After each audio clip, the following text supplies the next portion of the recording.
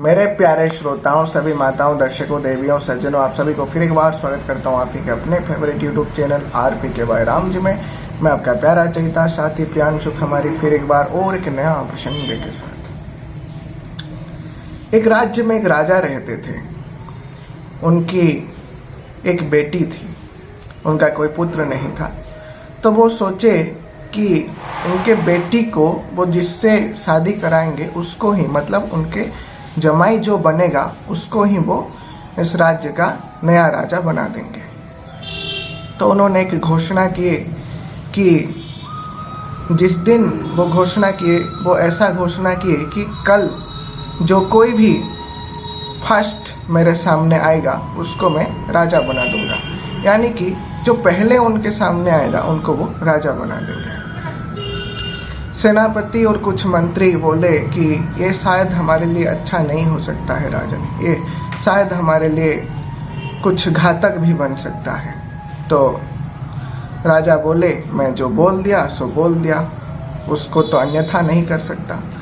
तो अगले दिन सुबह एक पुराने फटे कपड़े पहने हुए व्यक्ति को लाया गया।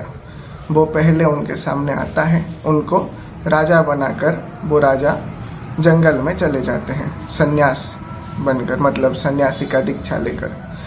तो वो राजा बन जाता है। राजा का जितना भी कायदे कानून वो सीखता है और अच्छे तरीके से राज्य का संचालन करता है। लेकिन उसके कमर में एक चाबी वो सदैव बांधता रहता है और हर 15-20 दिन में एक छोटा सा कमरा होता है महल में, उसी कमरे में जाता है और 2-3 घंटा बैठकर वहाँ से आता है। तो सारे लोग परेशान थे कि जानने के लिए कि वो कमरे में असल में क्या है। तो एक दिन जो सबसे बुजुर्ग था, वित्त मंत्री, जिसको हम फाइनेंस मिनिस्टर कहते हैं, वो उनसे पूछता है कि उस कमरे में क्या है। तो राजा डांट कर चुप कर देता है। फिर सेनापति एक दिन पूछता है, उसको भी डांट लगाता है। तो सभी जाके रानी से कहते हैं कि उस कमरे में क्या है उसके पता लगाने के लिए। तो रानी खाना पीना छोड़ देती है और यह बात पूछती है कि मुझे वो कमरे में क्या है आप दिखा दीजिए या फिर इसके बारे में कुछ बता दीजिए। तो रानी और सारे मंत्री और सेनापति को लेकर राजा जाता है उसी कमरे के अंदर और दिखाता है जो पुराने फटे कपड़े एक दीवार में लटक के झूल रहे थे। तो वो कहता है राजा कि ये असल में मेरा शुरुआत था। मनुष्य को कभी भी अपना शुरुआत नहीं भूलना चाहिए, कभी भी अपना हकीकत, अपना बिगिनिंग नहीं भूलना चाहिए।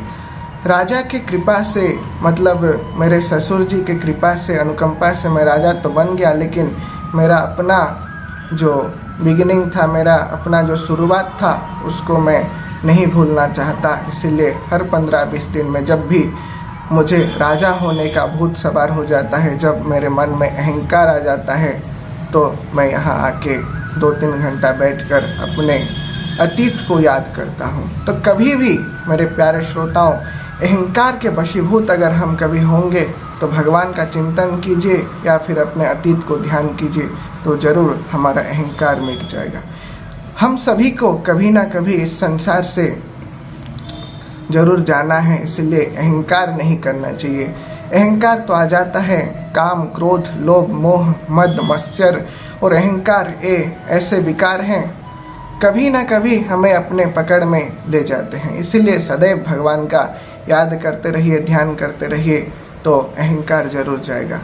एक गाना का एक लाइन याद आ रहा है, तेल चमेली चंदन साबुन चाहे लगा लो सेंट, जगत में कोई ना परमानेंट।